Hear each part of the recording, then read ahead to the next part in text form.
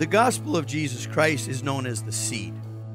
And when someone hears the word of the Lord, what that person does with it after they receive it, and whether it finds its way into the person's heart, determines what direction that person's life will go in. But he who received the seed on stony places, this is he who hears the word and immediately receives it with joy. Yet he has no root in himself, but endures only for a while.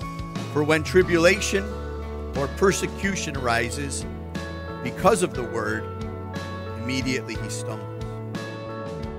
Jesus knew that all those who decided to follow him were going to suffer some type of persecution, trial, and or a battle against the sin of self-centered compromise.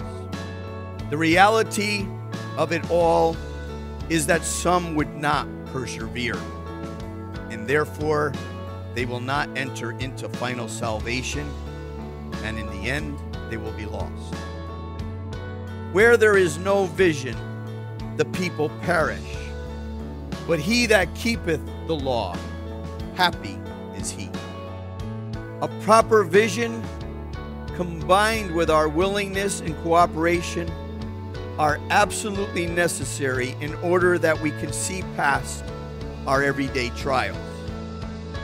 But even the strongest of Christians can become discouraged at times. Sometimes we think that God has forgotten about us, or that he's taking too long to answer our prayers. But he has not. And all things are done in his time. We must be careful that we do not become anxious, because sometimes it takes a long time for things to happen. Because you have kept my command to persevere, I also will keep you from the hour of trial, which shall come upon the whole world to test those who dwell on the earth. The word perseverance means endurance and patience. We must endure by holding on to the vision we received in the first place when we believe.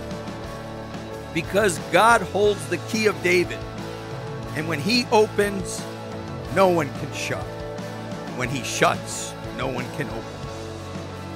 And if God decides to place us on the shelf for a while, we must continue to trust him through the vision of perseverance. Our being changed into the likeness of God can never take place by our shortcut efforts. We must all continually humble ourselves and pray that we would receive from God the vision that perseveres. He who receives seed on the good ground is he who hears the word and understands it, who indeed bears fruit and produces some 100, some 60, and some 30.